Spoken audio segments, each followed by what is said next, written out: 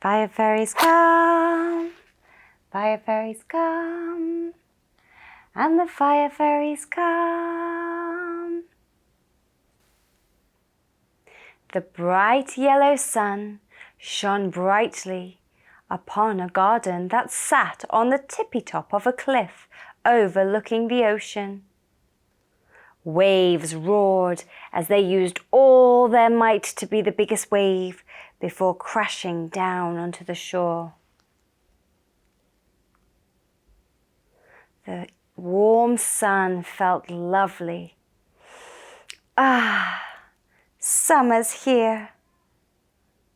A little fairy sat in her little fairy hammock, watching the waves blissfully. Summer was her favourite time of year. She was waiting for the garden party to start. At the parties, all the creatures, gnomes and fairies gathered round to eat delicious food and build bonfires to sing and dance around and celebrate summer. The lullaby of the ocean made the little fairy very sleepy, and she fell into a deep, deep sleep and started to have lovely dreams.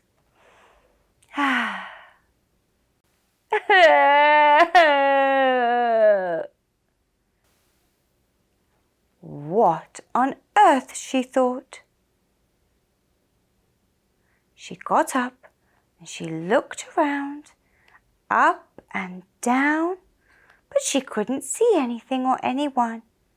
So she lay back down, closed her eyes, and tried to visit her dreams again.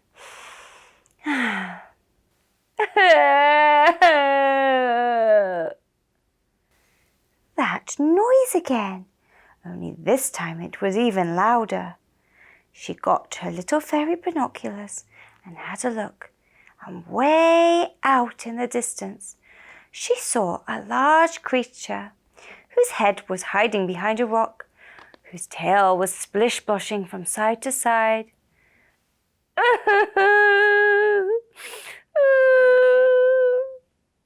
Oh, he seemed so sad, and little fairy wanted to make sure he was all right. But she was afraid, for she did not know how to swim. She didn't want a large wave come crashing down on her. But the little fairy is so good-hearted, she summoned all her courage and flew out towards the rocks. "Hello, are you all right?" But the large creature was crying so loudly he hadn't heard her, so she had to get a little closer.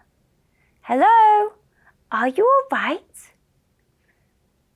Suddenly, the creature heard a whisper coming from above and looked up to see what it was. Then their eyes met. "Ah!" they both screamed. "Shark!" screamed little fairy. She was so frightened that she forgot to pay attention to the waves, and a large wave came crashing down and scooped her into the ocean. Meanwhile, Shark was in shock. Fairy? He quickly snapped out of it and dove down deep into the ocean. Little Fairy was sinking deeper and deeper. She landed on Shark's head, and he swam as fast as he could back above shore. Little Fairy was coughing and wet, but glad to be above water. But then she realized she was standing on a shark's head. She was about to scream when the shark quickly interrupted her. "Don't be afraid, I'm not going to hurt you." Little Fairy was glad to hear his soft voice, and when she looked in his eyes, she could see he had a gentle soul. "You were crying.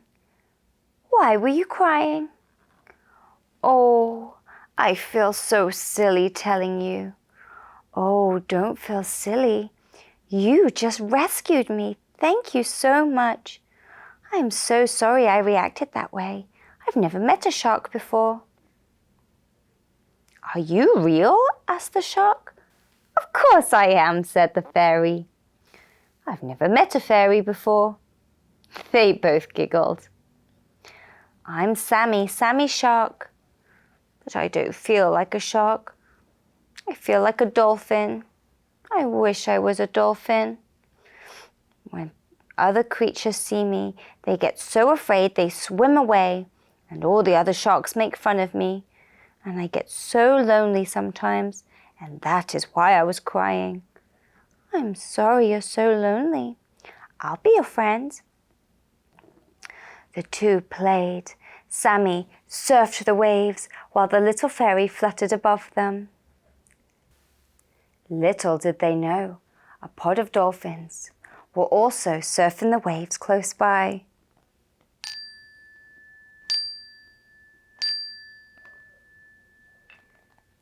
The smallest dolphin saw the fairy and told the others. They were so excited they swam over as fast as they could.